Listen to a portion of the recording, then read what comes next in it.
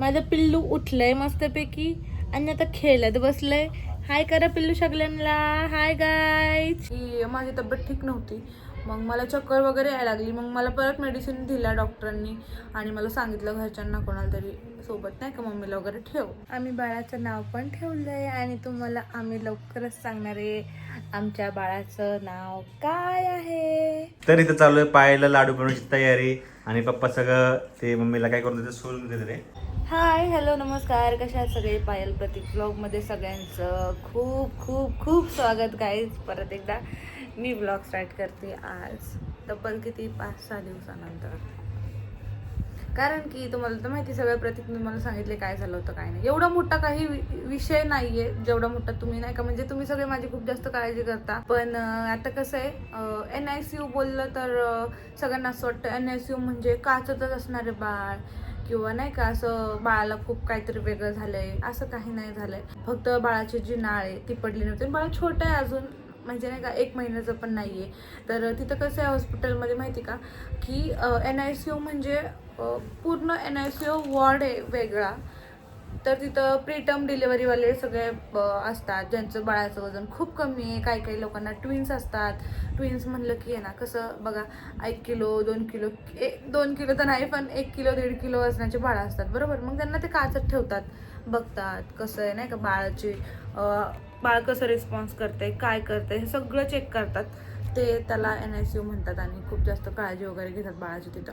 पण आपलं जे बाळ आहे ते आत्ता जे आम्ही परत ॲडमिट होतो तर NICU मध्येच होतं, पण काचत नव्हतं. ते माझ्यापाशी होतं, म्हणजे ते माझ्यापाशीच ठेवलं होतं बाळाला. कारण की आपलं बाळ एकदम ओके होतं, फक्त बाळाची नाळ पडली नव्हती आणि बाळाला परत दुसरं काही इन्फेक्शन नको व्हायला नाळीमध्ये म्हणून NICU मध्ये ठेवलं होतं आम्हाला दोघांना पण.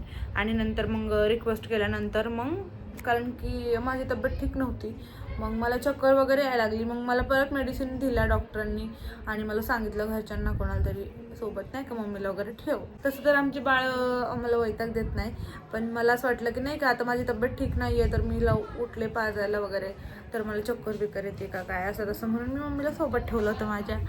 तर असा सगळा विषय झाला होता.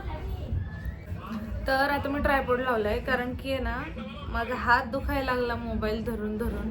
आणि तुमच्या सगळ्यांचे खूप जास्त प्रश्न होते की दीदी तू कानाला का नाही बांधत, तू कानात कापूस पण नाही टाकत. कानात कापूस घालते मी, आता जस्ट काढलाय मी कारण की मी गेले की तोंड धुवायला आणि असं तोंड वगैरे धुताना नाही का माझा कानातला कापूस पण भिजतो, म्हणून मी आता काढून ठेवला. कानात कापूस माझ्या कंटिन्यू असतो. मी कानाला बांधत का नाही त्याचं लय मोठं कारण आहे तुम्हाला सांगते. आमची ही पिल्लू जी आहे तिचा आवाज खूप जास्त नाजूक आहे. तिला भूक लागली आणि ती अशी करते आ आ अशी छोटासा आवाज काढून रडते फक्त ती भूक लागल्यावरती. आणि जे मी कानात कापूस घालते आणि त्याच्याने मला आवाज तिचा ऐकायला येत नाही. मी खूप कापूस घालते कानात हवा नको जावी म्हणून, त्यामुळे ते कापसाने मला आवाज येत नाही तिचा. जेव्हा मी घरी एकटे असते तेव्हा मी कापूस काढून ठेवते. प्रतीक वगैरे असला घरी की फक्त माझ्या कानात कापूस असतो, म्हणजे कसं तो मला सांगतो ती रडली बिडली की मी झोपले वगैरे की तो सांगत असतो मला. आणि कानाला कान नाही बांधत ते पण सांगते. आता इथं बघा कानात कापूस टाकला आणि त्याच्यावर तर मी जर कानाला बांधलं तर मला काहीच ऐकायला येत नाही. काल रात्री सुद्धा मी आल्या हॉस्पिटलमधून ना तर माझ्या अंगात जीव नव्हता, अवसान नव्हतं. मी आंघोळ केली, कानात कापूस टाकला, तर मी TV लावला होता खूप दिवसांनी, म्हणलं TV बघावं. तर स्प्लिट्सविलर्स बघत होते राहिलेले एपिसोड. तर आवाज लय बारीक केला होता कारण की पिल्लू झोपली होती. प्रतीक मला म्हणतो एवढा कमी आवाज केला तुला ऐकायला येतं का. मला काय ऐकायलाच येत नव्हतं, मी फक्त बघत होते काय चाललंय काय नाही का. आणि मला शून्य ऐकायला येत होतं, ऐकायलाच येत नव्हतं. मी तशीच बघत होते.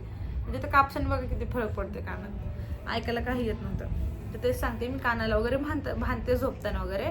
आणि दिवसभर माझ्या कानात कापूस असतो. तर मी घेते माझी काळजी. आता हळूहळू मी व्हायला लागली रिकवर. पण आता माझे ना 17 दिवस तर हॉस्पिटलमध्येच गेलेत मला असं वाटतंय. म्हणजे मला ना आराम भेटला ना काही भेटलंय. लय मला जर असं एकदम शीन झालंय, मी काय सांगू तुम्हाला. माझ्याकडे शब्द पण नाहीत, शब्द कमी पडतील माझं दुःख तुम्हाला सांगायला. आता दुःख पण मी तुम्हाला सांगत नाहीये. परत तुम्हाला असं वाटणार आहे काय सेलिब्रिटी तर पण एवढं दुःख सांगत नाही जेवढं तू आम्हाला दुःख सांगते. हा मला आहे तेवढं दुःख, तर मी काय करू. कारण हे बघा डिलिव्हरीच्या दुसऱ्या दिवशी नंतर, ते पण सिझरमध्ये बरं का, सिझर झाल्यानंतर दुसऱ्या दिवशीपासून मी जे चालते ना हॉस्पिटलमध्ये ते चालतीच आहे मी. माझं चालणं जास्त, परत तिथं हॉस्पिटलमध्ये थोडे खायचे थोडे वांदे होत होते.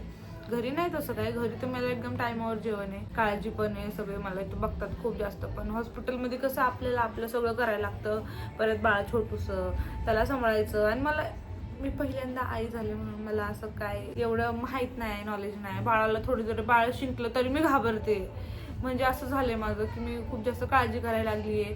किंवा बाळाने नाही का असं कधी ढेकर जरी दिलं नाही तरी भीती वाटते. आता ढेकर दिलं नाही मग आता उलटी करते का काय, असं तसं. ह्या सगळ्या गोष्टी खूप जास्त नवीन आहे माझ्यासाठी. मी हळूहळू शिकते आता.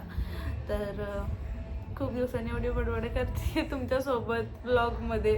खूप दिवस झाले एवढं बोलले नाही मी, म्हणून सगळे कसूर काढते असं वाटतंय मला आता. आणि अजून एक गोष्ट की आता आपले डेलीचे असं ब्लॉग चालू राहणार आहे कंटिन्यू. तर व्लॉग नक्की बघा. आणि पिल्लूसाठी तुम्ही सगळे खूप छान छान कमेंट केल्या. पिल्लूला एवढं काय नव्हतं झालं, म्हणजे असं काय सिरियस असं काय नव्हतं. फक्त बेंबी तिची जी नाळ आहे ती पडली नव्हती आणि त्याच्यामध्ये परत इन्फेक्शन झालं. आणि हे बरं झालं की आम्ही टायमावर बघून हॉस्पिटलमध्ये गेलो. आम्ही आदल्या दिवशी ती रडत होती कंटिन्यू, तर ते आम्ही नोटीस केलं. जसं की तुम्हाला प्रत्येकाने सगळं सांगितलेलं आहे, काय काय झाले काय नाही. परत त्याच गोष्टी मी नाही सांगत. तर इथं चालू आहे पायाला लाडू बनवण्याची तयारी. आणि पप्पा सगळं ते मम्मीला काय करून देते, सोलून देते रे. आपल्या पायात तुम्हाला माहिती आपल्या पायाची 12वी झाली आता. तर 12वीला तुम्हाला दाखवलं कोणी कोणी काय आणलं ते. तर बघा एवढ्या खारीक येऊन मी आज त्या डब्यामध्ये खारीक आहे, कारण एवढं होणार पण नाही म्हणून दाखव.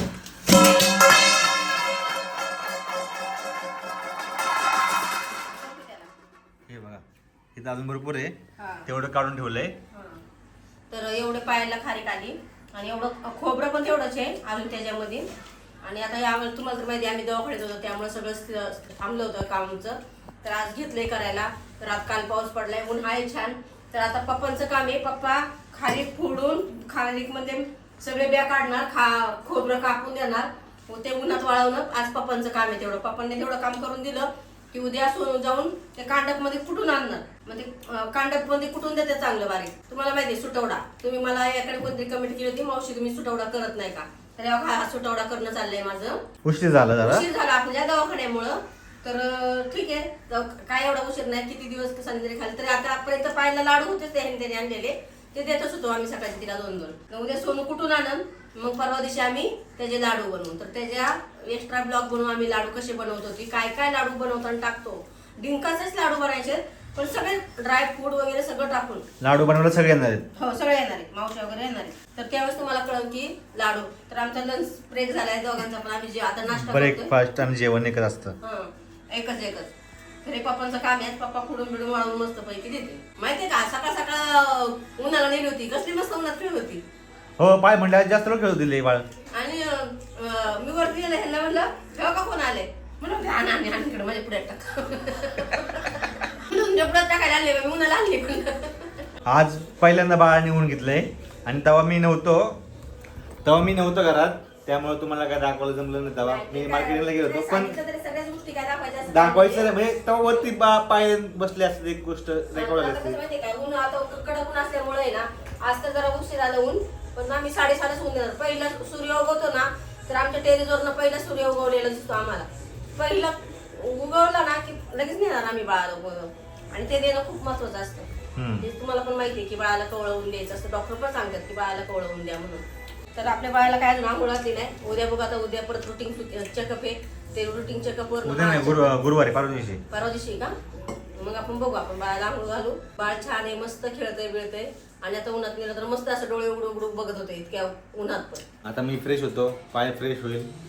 तुम्ही दाखवलंच तुम्हाला सगळ्या गोष्टी, आता काय करतात काय चाललं काय नाही. आणि तुम्हाला मग सगळं सांगायचंय, तुम्हाला अवेअरनेस म्हणून सांगायची गोष्ट की काय झालं होतं आणि तुम्ही त्याबद्दल काय काळजी घेऊ शकता, ही गोष्ट सांगणं गरजेची. कारण आपले जे ब्लॉग बघतात 99% लोक लेडीज आहेत आणि त्यातले खूप लोक असे प्रेग्नेंट आहेत. खूप लोकांची डिलिव्हरी होत आलेली आहे, म्हणजे डेट जवळची एप्रिलच्या मार्चची डेट आहे. खूप जणांची आम्हाला कमेंट असतात की आमची पण डेट आहे. तर काय काळजी घ्यायची काय नाही ते तुम्हाला आम्ही थोड्या वेळात मी आंघोळ फ्रेश करून झालं की सांगाल काय प्रॉब्लेम झाला होता. तर मी आता फ्रेश वगैरे होतो. आताच मी मार्केटवरून आलोय आणि आज मला उशीर झाला मार्केटिंगला. तर मी फ्रेश वगैरे होऊन बोला पण तुमची पाहायला पण फ्रेश व्हायचंय. आम्ही बाळाचं नाव पण ठेवलंय आणि तुम्हाला आम्ही लवकरच सांगणार आहे आमच्या बाळाचं नाव काय आहे. पिलू,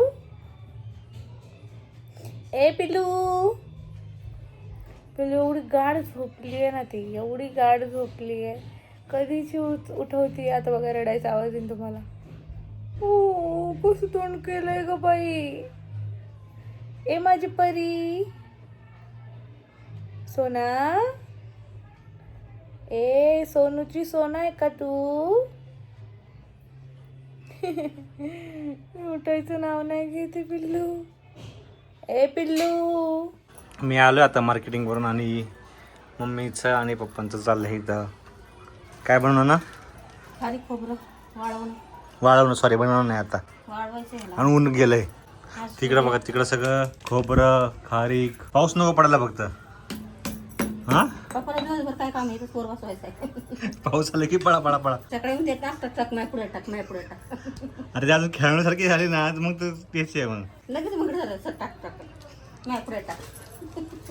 ती ओंकार मी करता आली ना मग खेळायला ते बरल्या मध्ये येणार. यार ते लवकर चला. खाली आपटून झोपली ती, आवाज देते खाली. काय होतं तसं आता माणसाला एवढं नाही लक्षात राहत. डिक्लेअर नव्हतं केलं की मुलगी झाली की तेव्हा पण तुम्ही बोलले मुलीचे नाव सजेस्ट करा. आता बोलली कशी चिवडी चिव कशी आहे. चिवडी उठानाच आता. बाळाला भेटायला आले. कोण आला तुम्ही? आत्या आणि तुम्ही कोण? मामा आत्या मामा काका नाही. पायलचा भाऊ लागतो ना तो. बाळाचे पप्पा ऑन ड्युटी. नाही ऑफ ड्युटी कामी घरातली. ऑन ड्युटी नाही. पिल्लूच्या कपड्याची कडी घालायची चाललंय. एवढी कपडे बघ, एवढी एकटीची कपडे बघ केवढी दिवसाची. तुझ्या कपडे खालीच कार लावणार मी.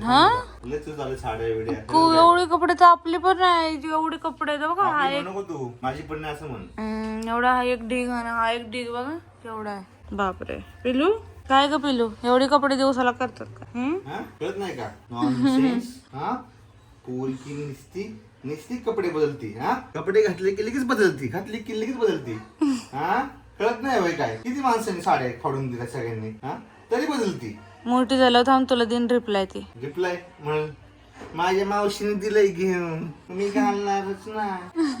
माझ्या साक्षी माऊने दिलंय. साक्षी माऊ चिऊ माऊ नाही साक्षी माऊस. साक्षी माऊस देणार जास्त. सगळे देतात जास्त. स्टायलिश कपडे साक्षी माऊसच घालते ना फक्त. त्यामुळे साक्षी म्हणली तिला आणि मला सेम सेम कपडे घेणार. हो बाकीची बहिणी नाही एवढे स्टायलिश कपडे घालत ना. साक्षी तिला गेले की हिला घेऊन येणार. सगळ्यात जास्त शॉपिंग कोण करतं? साक्षी. त्यामुळे साक्षी माऊ. हे ती तूच आणलेले कपडे आहेत दीदीला पहिल्यांदा. कोणी? ही फ्रॉक कोणी? तू. मी आणलं. आम्ही जरा झोप घेतली थोडी, 1 तासाची. कारण झोप घेणं गरजेचं. कारण रात्रीचं बाळ थोडं उठवतं, एवढं तर काही जागवत नाही. पण प्यायला उठवती ती फक्त पण रे. जाग घेतीस ना, असा विषय होतो. मग थोडं जरा डोळ्यांना आराम.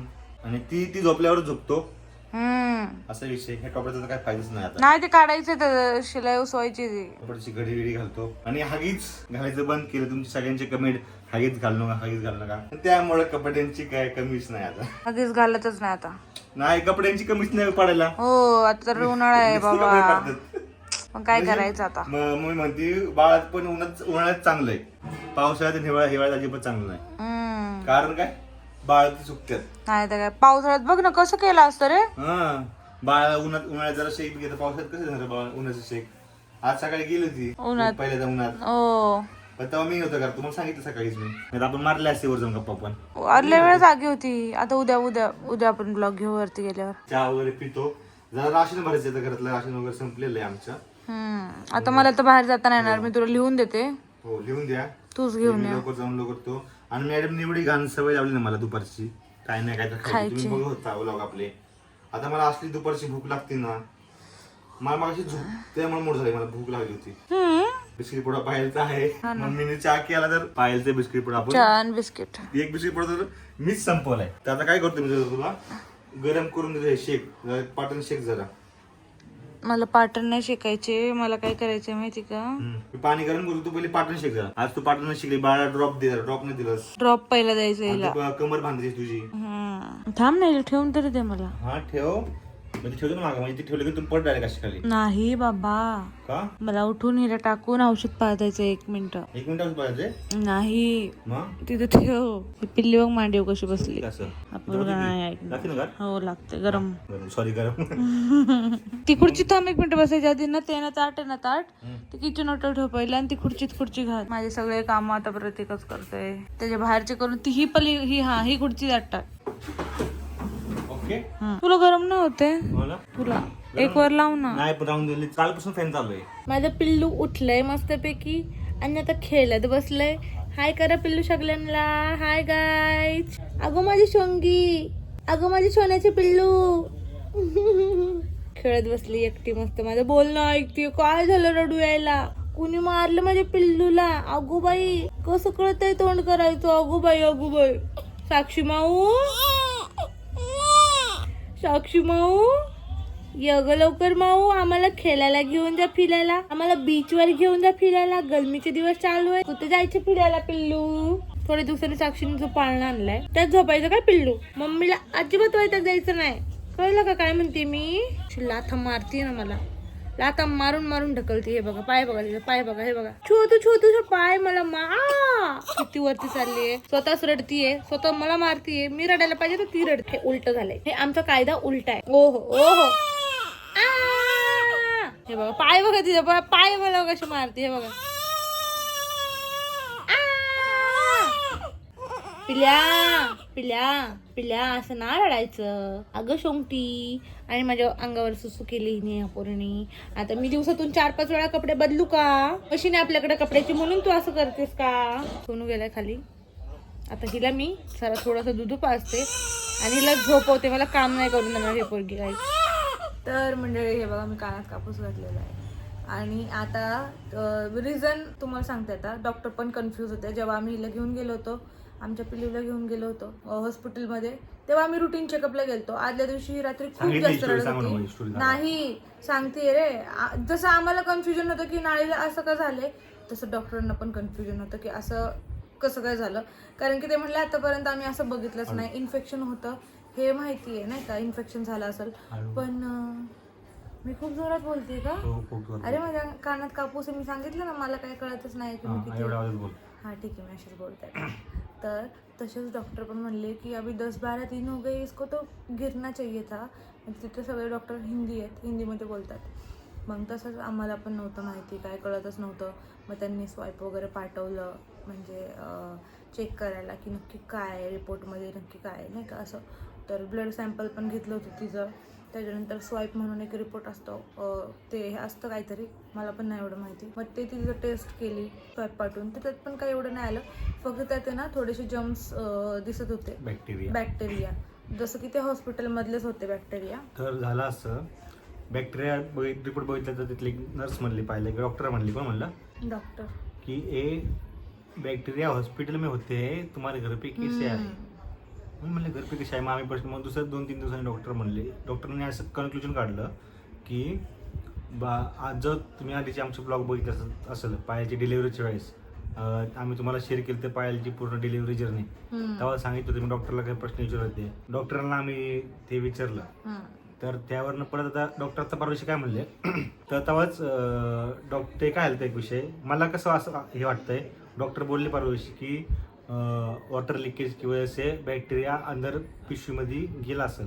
म्हणजे मी मराठी सांगतोय, त्यामुळे तिथलं ते इन्फेक्शन झालं असेल. मला पण ते का वाटतंय, कारण की मी पण बघितलं होतं किंवा सर्च केलं होतं, तेव्हा कळलं होतं मला की पिशवीचं तोंड उघडल्यावर पिशवीतनं जेव्हा पाणी बाहेर येतं ना, त्या तोंड उघडल्यानंतर बॅक्टेरिया आपल्या शरीरामध्ये पण असतो, तो पिशवीमध्ये शिरायला त्याला जागा भेटते. हो.